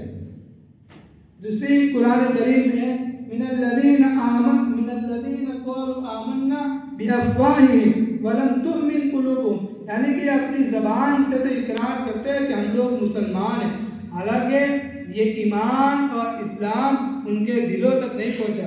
اور اس وقت کئی متجددین اور تجدد کے شکار ہندوستان میں موجود ہیں۔ اب وہ کس طرح یعنی تجدد کے شکار ہوتے ہیں، کیا کیا وسائل اپناتے ہیں، کن کن راستوں سے تجدد کو عام کرتے ہیں، وہ سارے راستے آگے ذکر کیے گئے ہیں۔ یعنی ضروریات جو دین ہے، اسلام کے جو مسلمات ہیں، ان کی بہت دور کی تعویل کرنا یہ متجددین کا خاصہ ہے۔ یعنی اللہ تعالیٰ نے کوئی ایک حکم دیا ہے، جیسے مثال کے طور پر زکوٰۃ کا حکم دیا ہے، تو اب زکوٰۃ کی ایسی تعویل کرنا کہ جس کی قرآن و سنت میں کوئی اشارہ بھی موجود نہیں ہے، اپنے آپ کو اسلامی حکم سے روکنے کے لیے ایسی تعویل پیش کرنا کہ جس کی اسلام میں کوئی گنجائش نہیں ہے، یہ تجدد ہے۔ اور اس کی کئی مثالیں ہیں، یعنی انکار زکوٰۃ، یعنی آپ علیہ السلام کی جب وفات ہو گئی تو وفات ہونے کے بعد فوراً ایک طبقے نے زکوٰۃ کا انکار کر دیا اور یہ کہا کہ ہم لوگ اللہ تعالیٰ کو بھی مانیں گے، آپ صلی اللہ علیہ وسلم کو بھی مانیں گے اور دین کے جتنے احکام ہیں ان سب کو مانیں گے، لیکن زکوٰۃ نہیں دیں گے۔ تعویل کیا کرتے تھے؟ تعویل یہ کرتے تھے کہ اللہ تعالیٰ نے آپ صلی اللہ علیہ وسلم کو یہ حکم دیا تھا کہ آپ ان لوگوں سے زکوٰۃ دیجئے اور زکوٰۃ کے بدلے میں ان کو دعائیں دیجئے۔ یہ آپ صلی اللہ علیہ وسلم کو یہ حکم دیا تھا۔ اب جب آپ صلی اللہ علیہ وسلم کی ذات ہی نہ رہی تو جو زکوٰۃ دینے کی علت تھی دعائیں دینا اور دعائیں لینا، وہ علت باقی نہیں رہی، تو اب ہم لوگ زکوٰۃ نہیں دیں گے۔ تو یہ بھی ایک تجدد کی شکل ہے، یعنی کوئی ایسی تعویل کرنا کہ جس کی کوئی گنجائش اسلام میں نہیں ہے اور ایک اپنے آپ کو ایک حکم سے روکنے کے لیے ایسی تعویلیں کرنا، یہ متجددین کا کام ہے۔ اسی طرح انکار نبوت، آپ صلی اللہ علیہ وسلم کی وفات کے بعد جتنے بھی نبوت کا دعویٰ کرنے والے جھوٹے پیدا ہوئے تو ان کا بھی یہی کام تھا۔ وہ لوگ یہ کہتے تھے کہ ہم اللہ تعالیٰ کو مانتے ہیں، آپ صلی اللہ علیہ وسلم کی نبوت کو بھی مانتے ہیں، لیکن جو وہ حدیث ہے کہ نبوت کا دروازہ میرے اوپر ختم ہو گیا اور میرے بعد لا نبی بعدی، میرے بعد کوئی نبی نہیں ہوگا، تو وہ کہتے ہیں کہ نبوت کا دروازہ بند نہیں ہوا بلکہ اب بھی نبوت کا دروازہ کھلا ہوا ہے اور میں نبی ہوں۔ تو یہ انکار نبوت بھی تجدد کی ایک شکل ہے۔ اسی طرح انکار رسالت، یہ بھی نبوت کے تحت شامل ہے، اور انکار رسالت جیسے قرآن کریم میں یہ آیت ہے ان الذین آمنوا والذین هادوا والنصارى والصابئین من آمن باللہ والیوم الآخر وعمل صالحا فلهم اجرهم عند ربهم، اس میں جن چیزوں کا حکم دیا گیا ہے کہ ایک مومن کی نشانی یہ ہے کہ وہ لوگ جو مسلمان ہوئے، یہودی ہے، نصارہ ہے، صابی ہے، یہ وہ لوگ ہیں جو اللہ تعالیٰ پر اور آخرت کے دن پر ایمان رکھتے ہیں اور نیک عمل کرتے ہیں، ان کے لیے آخرت میں اللہ تعالیٰ کے یہاں اجر ہے۔ تو متجددین جو ہوتے ہیں وہ یہ کہتے ہیں کہ اس آیت میں رسالت کا ذکر نہیں ہے۔ وہ لوگ یہود اور نصارہ کو بھی ناجی فرقہ مانتے ہیں۔ وہ لوگ یہ کہتے ہیں کہ اس آیت میں صرف اللہ تعالیٰ کی وحدانیت، اس کا اقرار ہے اور یوم آخرت پر ایمان، ان دو چیزوں کا ذکر ہے، اور یہود و نصارہ بھی اللہ تعالیٰ کو بھی مانتے ہیں اور آخرت کے دن پر بھی یقین رکھتے ہیں، جس طرح مسلمان کامیاب ہے اور یہ آپ صلی اللہ علیہ وسلم کو ماننے والے مسلمان ہیں، اسی طرح یہود و نصارہ بھی مسلمان ہیں۔ وہ تشریح مسلمانوں نے کی ہے، یہ تشریح مسلمانوں نے کی ہے یہاں ہندوستان کے ایک مفسر ہے اور مصر کے کئی علماء نے یہ تفسیر کی ہے، یعنی کہ صرف مسلمان یعنی نجات پانے والی قوم نہیں ہے، یہود و نصارہ بھی مطلب نجات پانے والی قوم ہے، اور ان کے لیے آپ صلی اللہ علیہ وسلم کی رسالت کا اقرار ضروری نہیں ہے۔ حالانکہ ان کو سوچنا چاہیے کہ اس آیت میں ایک لفظ ہے وَعَمِلَ صَالِحًا، جو نیک عمل کرے۔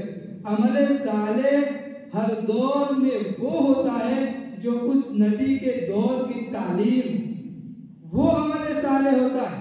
وہ لوگ یہ نہیں سوچتے کہ عمل صالح یہ ہے کہ اللہ کے نبی علیہ السلام نے جن چیزوں کا حکم دیا ہے اس میں ایک رسالت کا اقرار ہے، عمل صالح میں شامل ہے، اور یہود و نصارہ اس کا اقرار نہیں کرتے۔ تو اس طرح متجددین اس طرح بھی آیات کے ذریعے سے، اور یہ جو تفسیر میں نے آپ کو بتائی کہ وہ یہ کہتے ہیں یہود و نصارہ کے لیے، یہ غیر مسلموں نے نہیں، اپنے ہندوستان کے مسلمانوں نے، اور ایک صاحب ان کی تو باقاعدہ تفسیر بھی موجود ہے، ان کی تفسیر بھی موجود ہے، اور مصر کے کئی علماء نے یہ تفسیر کی ہے کہ مسلمان جس طرح یعنی رسالت کا اقرار یہود و نصارہ کے لیے ضروری نہیں ہے، یہود و نصارہ کے لیے اللہ تعالیٰ کی وحدانیت کا اقرار اور یوم آخرت پر ایمان کافی ہے۔ تجدد کی ایک شکل ہے معجزات کا انکار، یعنی معجزات کی ایسی تعبیریں کرنا کہ جو انسان کی عقل سے بہت دور ہو۔ جیسے موسیٰ علیہ السلام کا معجزہ تھا کہ انہوں نے رسی پھینکی تو وہ اژدہا بن گیا۔ اب جو متجدد ہوتا ہے تو وہ یہ کہتا ہے کہ مطلب وہ اژدہا نہیں تھا، یعنی موسیٰ علیہ السلام نے جو رسی پھینکی تھی اس رسی میں پارے لگے ہوئے تھے، اس رسی میں پارے لگے ہوئے تھے، اور جہاں وہ رسی پھینکی تھی وہاں آگ موجود تھی، اور پارے جب آگ پر ہوتے ہیں تو وہ اچھلتے ہیں، پارے رسی میں ڈال کر اگر آگ پر رکھیں گے تو وہ اچھلیں گے۔ تو وہ لوگ یہ کہتے ہیں کہ موسیٰ علیہ السلام نے جو رسی پھینکی تھی اس میں پارے تھے، اور جہاں پھینکی تھی وہاں آگ تھی، تو وہ لوگ یہ کہتے ہیں کہ وہ آگ کی وجہ سے وہ رسی اچھل رہی تھی، حقیقت میں وہ اژدہا نہیں بنا گئی۔ اس طرح کی مطلب دور ازکار تعلیمیں کرتے ہیں۔ اس کی ایک مثال یہ بھی ہے کہ موسیٰ علیہ السلام جب ان کی قوم سینا کے میدان میں تھی تو اس وقت وہ پیاسی ہوئی تھی، تو اللہ تعالیٰ نے کہا تھا کہ آپ اپنا عصا یعنی پتھر پر ماریے، فَاضْرِبْ بِعَصَاكَ الْحَجَرَ، اور اپنا عصا مطلب پتھر پر ماریے تو وہاں سے 12 چشمے پھوٹ گئے۔ تو یہ مسلم اور جمہور کی تفسیر ہے۔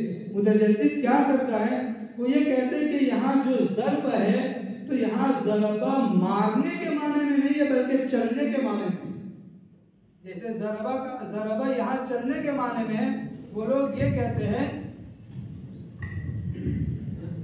کہ موسیٰ علیہ السلام نے وہ لکڑی پتھر پر ماری اور اس کی وجہ سے چشمے نہیں بنے، بلکہ اللہ تعالیٰ نے موسیٰ علیہ السلام کو کہا کہ آپ اس پہاڑ پر چلیے، اور پہاڑ پر چڑھنے کے بعد جب آپ نیچے کی طرف اتریں گے پتھر کی طرف تو وہاں آپ کو 12 چشمے ملیں گے۔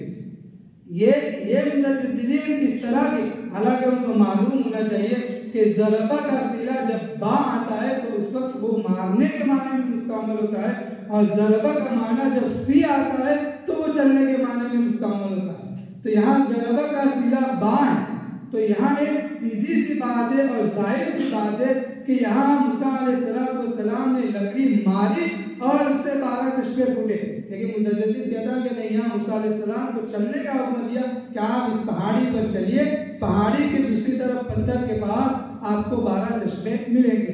تو اس طرح یہ تھے بیضان، اور اسی طرح عیسیٰ علیہ السلام کے جو معجزات ہیں تو ان سب معجزات کے، صرف عیسیٰ علیہ السلام کے نہیں، آپ صلی اللہ علیہ وسلم کے جتنے بھی معجزات ہیں ان سب معجزات کی تعویل کرنا، دور ازکار تعویل کرنا، یعنی جس کی کوئی اشارہ شریعت میں موجود نہیں ہے، قرآن و سنت میں دور دور تک اس کا کوئی اشارہ موجود نہیں ہے، اپنی منمانی تفسیر کے ذریعے یہ چیزیں اپنی دل کی بیماریوں کو ظاہر کرنا، تو یہ متجددین کا طریقہ کار ہوتا ہے۔ اسی طرح عذاب قبر کا انکار، جیسے معتزلہ ہے، نیچریہ ہے، تو یہ لوگ بھی یہی کرتے ہیں۔ تجدد کی مطلب کئی مثالیں آپ کو دے دی ہے، اور آپ لوگ سمجھ بھی گئے ہوں گے تجدد کسے کہتے ہیں۔ اسی طرح حدیث کا انکار، یہ سب سے اہم ہے۔ یہ جو ہے حدیث کا انکار، یہ تجدد کی سب سے اہم شکل ہے، اور اس وقت دنیا میں یہ شکل بہت زیادہ پائی جاتی ہے۔ اس سے صرف عوام نہیں، اہل علم بھی بہت زیادہ اس سے متاثر ہے۔ اہل علم یعنی اچھی صلاحیت رکھنے والے علماء، اچھی صلاحیت رکھنے والے علماء اس سے متاثر ہے اور حدیث کا انکار کرتے ہیں۔ یعنی ایک زمانے میں دو موقع ہیں، جیسے یہ آیت ہے وَأَنزَلْنَا إِلَيْكَ الذِّكْرَ لِتُبَيِّنَ لِلنَّاسِ مَا نُزِّلَ إِلَيْهِمْ وَلَعَلَّهُمْ يَتَفَكَّرُونَ، کہ اس میں یہ ہے کہ جس طرح یعنی کتاب کی تعلیم دین یہ نبی کی ذمہ داری ہوتی ہے، اسی طرح تشریح دین بھی نبی کی ذمہ داری ہے۔ فَتُبَيِّنَ لِلنَّاسِ، لوگوں کے سامنے آپ وضاحت کیجئے، دین کی وضاحت کیجئے، احکامات کی وضاحت کیجئے۔ تو جس طرح تعلیم دین نبی کی ذمہ داری ہے، اس طرح تشریح دین بھی نبی کی ذمہ داری ہے۔ جب نبی کی ذمہ داری ہے تو ہماری بھی ذمہ داری ہے کہ ہم تعلیم دین کے ساتھ ساتھ تشریح دین کا بھی کام کریں۔ لیکن ان سب چیزوں میں یعنی حجیت حدیث ہو یا استناد کا انکار ہو، یعنی پہلے زمانے میں گروہ یہ پیدا ہوا کہ ہمیں حدیثوں کی کوئی ضرورت نہیں ہے، ساری حدیثیں جو ہیں ہمیں ان کی کوئی ضرورت نہیں ہے، ہمیں قرآن کافی ہے۔ تو یہ حجیت حدیث یہ بہت پہلے پیدا ہوا تھا یہ گروہ۔ بعد میں جو پیدا ہوا دوسری صدی ہجری کے بعد، تو اس نے حدیثوں کا انکار نہیں کیا، بلکہ حدیثوں کی جو سندیں ہیں تو حدیثوں کے استناد کو مجروح کر دیا کہ حدیثیں تو ہیں صحیح، لیکن اس کی جو سندیں ہیں وہ قابل اعتبار نہیں ہے۔ وہ صرف ان حدیثوں کو صحیح مانتے ہیں جن حدیثوں کے ذریعے سے قرآن کریم کی تشریح ہوتی ہے، ان حدیثوں کو صحیح مانتے ہیں۔ اس کے علاوہ جتنی بھی احادیث ہے ان حدیثوں کو وہ صحیح نہیں مانتے، حالانکہ اس کی بھی روک قرآن میں موجود ہے۔ قرآن میں جب کہہ دیا وَمَا آتَاكُمُ الرَّسُولُ فَخُذُوهُ وَمَا نَهَاكُمْ عَنْهُ فَانْتَهُوا، تو اس میں سارے حدیثیں شامل ہیں۔ آپ صلی اللہ علیہ وسلم کا قول، ان کا فعل، ان تقریر، ہر چیز مطلب اس میں شامل ہے۔ اس کی مثال ہے حجیت حدیث کا انکار، جیسے نزول عیسیٰ کا انکار، یہ قادیانی بھی کرتے ہیں، اور اس کے خلاف علامہ نشا کشمیری رحمۃ اللہ علیہ نے وہ جو کتاب لکھی التصریح بما تواتر فی نزول المسیح، تو یہ کتاب بھی لکھنے کی وجہ یہی ہے کہ اس زمانے میں نزول عیسیٰ کا انکار کرنے والے موجود تھے۔ اسی طرح ملائکہ کا انکار کرتے ہیں۔ متجددین جو ہوتے ہیں وہ یہ کہتے ہیں کہ فرشتے اور جنات نہیں ہوتے، فرشتے اور شیطان ان کا وجود نہیں ہے۔ ہمارے دل میں اگر بھلائی کا داعیہ پیدا ہوتا ہے، بھلائی کرنے کی کوئی خواہش پیدا ہوتی ہے، تو یہ بھلائی کا داعیہ پیدا ہونا یہ فرشتہ ہے۔ اور وہ کہتے ہیں کہ اگر برائی کرنے کا داعیہ پیدا ہوتا ہے، برائی کے کام کرنے کی ہماری خواہش ہوتی ہے، تو یہ غلط چیز کا تصور پیدا ہونا یہ شیطان۔ تو متجدد اس طرح کی دور کی تعویلیں کرتے ہیں۔ اسی طرح 5 جانہ نمازوں کا انکار، یہ ہمارے یہاں بھی مطلب یعنی وہ کہتے ہیں کہ صرف 3 نمازیں، فجر کی نماز، عصر کی نماز اور عشاء کی نماز، حالانکہ قرآن کریم میں 5 نمازوں کے اشارات موجود ہیں اور احادیث تو اس معاملے میں بے شمار ہے۔ تو یہ متجددین اس طرح کرتے ہیں کہ وہ خدا اور رسول کا انکار نہیں کرتے، لیکن جو تعلیمات اسلامی ہے اس میں ایسی تشریح کرتے ہیں جو دور از کار ہوتی ہے اور اس کی اسلام میں کوئی گنجائش نہیں ہوتی۔ اب یہ ہے تہذیبی اقتدار، یہ خاص کر ہندوستان کے تناظر میں بہت اہم ہے۔ اس وقت ملک میں جو کوشش ہو رہی ہے وہ کوشش یہ ہے کہ اکثریتی جو طبقہ ہے اقلیتی طبقے اکثریتی طبقے میں گم ہو جائے اور ان کی تہذیب کو قبول کر دے۔ یہ اس وقت جو اکثریتی طبقہ ہندوستان میں ان کی یہی فکر ہے، اور اس کے لیے وہ کیا اور اس میں وہ کامیاب بھی ہے، اور کامیاب ہونے کی وجہ کہ انہوں نے اس کو مطلب فکری تہذیبی اقتدار اور تہذیبی انضمام کے لیے کوشش بھی کی۔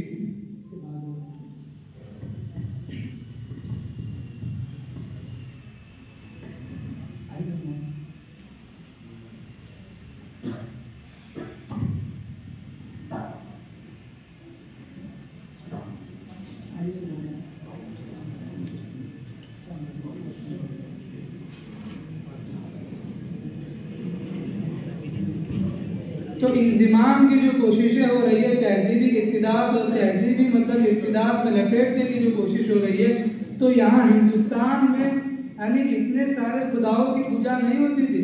یہاں جتنے بھی اقلیتی طبقے موجود ہیں ان میں یعنی خدا کی وحدانیت کا تصور موجود ہے، لیکن انہوں نے جو برہمن برادری ہے انہوں نے یہ کیا کہ مطلب خداؤں کی تعداد بڑھا دی. یعنی یہ کہا کہ اگر آپ کی کوئی مقدس شخصیت کون ہے تو کہ ہماری مقدس شخصیت یہ وشنو ہے، تو ہم اس کو بھی بھگوان مان لیتے ہیں. جیسے تم ہمارے جو نظریات ہیں اور ہماری جو تہذیب ہے اس کو مان لو، ہم تمہاری تہذیب کو مان لیتے ہیں. جیسے ہم سے اگر پوچھے کہ ہماری مقدس شخصیت کون ہے تو ہم کہیں گے آپ صلی اللہ علیہ وسلم. تو وہ لوگ انہوں نے زمانے میں پہلے یہی کیا ہے کہ وہ یہ کہتے ہیں کہ ہم چلے ٹھیک ہے آپ ہمارے خداؤں کو مان لیں اور ہم محمد صلی اللہ علیہ وسلم کو مان لیتے ہیں، ان کو خدا کا درجہ دے دیتے. تو اس طرح یہاں جتنے بھی اقلیتی طبقے تھے ان سب کو اپنی تہذیب میں شامل کر لیا. جین مت میں بھی خدا کا تصور موجود ہے، وحدانیت کا تصور موجود ہے. ان کے دو مشہور ہیں، ایک دگامبر اور ایک دوسرا دگامبر جو برہنہ رہتے ہیں اور ایک دوسرا ہے شدامبر وہ جو سفید کپڑے پہن کے چلتے ہیں.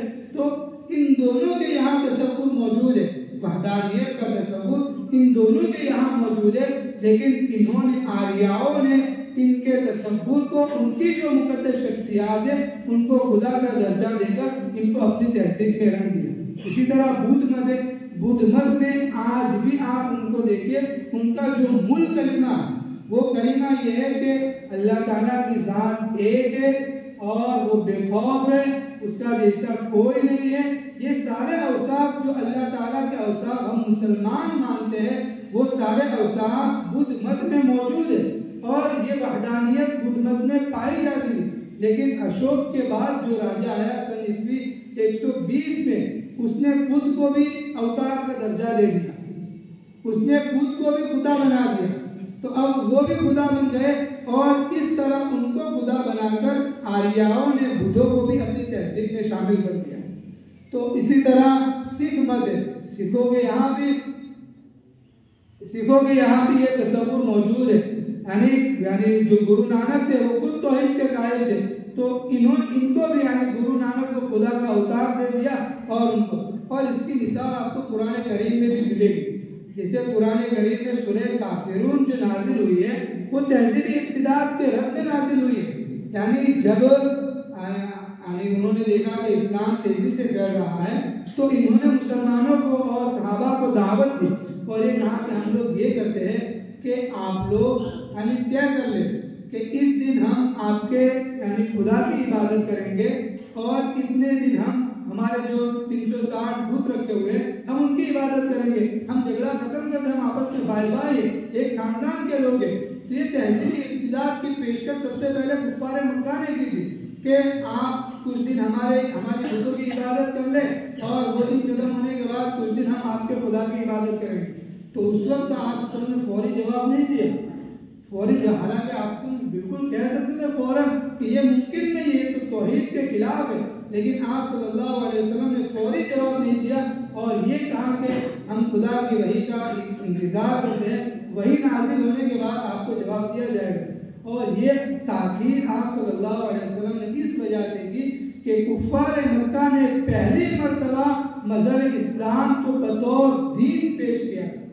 پہلے تو وہ مذہب ماننے کے ہی منکر تھے. اس وقت انہوں نے اسلام کو ایک مذہب کے طور پر مان کر یہ کہا کہ کچھ دن آپ ہمارے دیوتاؤں کی عبادت کر لیں، ہمارے مذہب کو مان لیں اور کچھ دن ہم آپ کے خدا کو مان لیتے ہیں، آپ کے مذہب کو مان لیتے ہیں. تو یہ موقع بھی ہمیں یعنی سیرت سے ہمیں یہ سبق لینا چاہیے کہ کبھی کبھی کسی چیز کا جواب فوری نہیں دینا چاہیے، اس سے ری ایکشن ہو جاتا ہے. ہمیں انتظار کرنا چاہیے، موقع دیکھنا چاہیے، موقع دیکھ کر جواب دینا چاہیے. تو آپ نے جب وحی نازل ہوئی تو وحی نازل ہونے کے بعد صراحتاً کہہ دیا کہ یہ ممکن نہیں ہے کہ ہم آپ کے خداؤں کی عبادت کریں اور آپ ہمارے. تو اس وقت یعنی برہمنوں کی طرف سے جو یہاں کوشش ہو رہی ہے وہ یہی ہے کہ وہ جتنی بھی اقلیتیں ہیں ان اقلیتوں کو اپنی تہذیب میں ضبط کرنا چاہتے ہیں اور اس کا سب سے بڑا ہتھیار یہ خداؤں کی کثرت. ابھی کچھ دن پہلے 1-2 سال پہلے انہوں نے بیان دیا تھا کہ ہندوستان میں 33 کروڑ خداؤں کی عبادت ہوتی ہے. یہ بیان آپ نے سنا ہوگا، 33 کروڑ خداؤں کی عبادت ہوتی ہے. یہ خداؤں کی کثرت اس وجہ سے ہے تاکہ اقلیتوں کو اپنی تہذیب میں شامل کر دیں. اور اس کی مطلب صراحتاً آپ صلی اللہ علیہ وسلم نے فرمایا من تشبہ بقوم فہو منہم، جو کسی قوم کی مشابہت اختیار کرے گا وہ ہم میں سے نہیں. تو قرآن کریم کی سورہ کافرون میں صاف وضاحت کے ساتھ کہہ دیا گیا اور حدیث میں بھی وضاحت کے ساتھ ذکر کر دیا گیا کہ جو دوسری قوم کی مشابہت اختیار کرے وہ ہم میں سے نہیں. اب یہ تہذیبی کی ابتداء کی بڑی وجوہات کیا ہے؟ تو بڑی وجوہات یہ ہے خداؤں کی کثرت اور ہندو کی غیر متعین تاریخ کہ ہندو کون ہے. آج تک اس کی کوئی متعین تاریخ کسی ہندو فلسفی نے نہیں دی.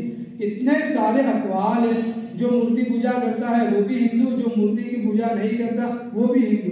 جواہر لال نہرو خود مورتیوں کی مذمت کرتے تھے، مذاق اڑاتے تھے. جواہر لال نہرو خود مورتیوں کا مذاق اڑاتے تھے، وہ بھی ہندو ہے. اور جو دن میں صبح و شام مورتی کی پوجا کرتا ہے وہ بھی ہندو ہے. تو ہندو کی غیر متعین تاریخ بھی ایک سبب ہے تہذیبی انضمام کی. اب اس کے وسائل کیا ہیں؟ تو اس کے وسائل یہ ہیں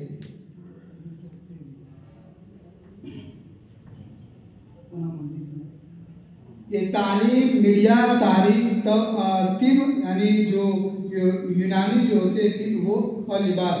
اس کے ذریعے سے وہ لوگ چاہتے ہیں کہ مسلمانوں کو تہذیبی ارتداد کا شکار بنائیں اور مسلمانوں کو اکثریتی جو تہذیب ہے اس میں ضم کر لیں.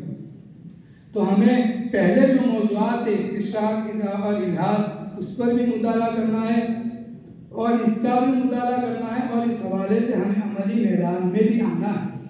عملی میدان میں بھی آنا ہے اور عملی میدان میں آ کر ہمیں اسلامی تہذیب کو پیش کرنا ہے. اب تعلیم کے ذریعے، میڈیا کے ذریعے، تاریخ کے ذریعے وہ کس طرح تہذیبی ارتداد پھیلاتے ہیں.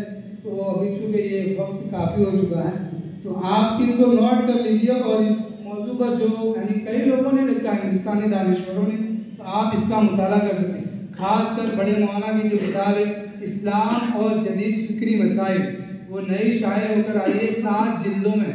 تو آپ لازماً اس کا مطالعہ کیجیے. اور ادارے والوں کو تو چاہیے کہ وہ اس کا مسابقہ رکھیں. جیسے سیرت کمپٹیشن ہوتا ہے تو فکری طور پر بھی کمپٹیشن ہونا چاہیے. تو اس سے علماء میں ایک شعور بھی پیدا ہوگا اور کام کے مواقع بھی ان کے لیے پیدا ہوں گے. جزاکم اللہ خیرا. السلام علیکم ورحمۃ اللہ.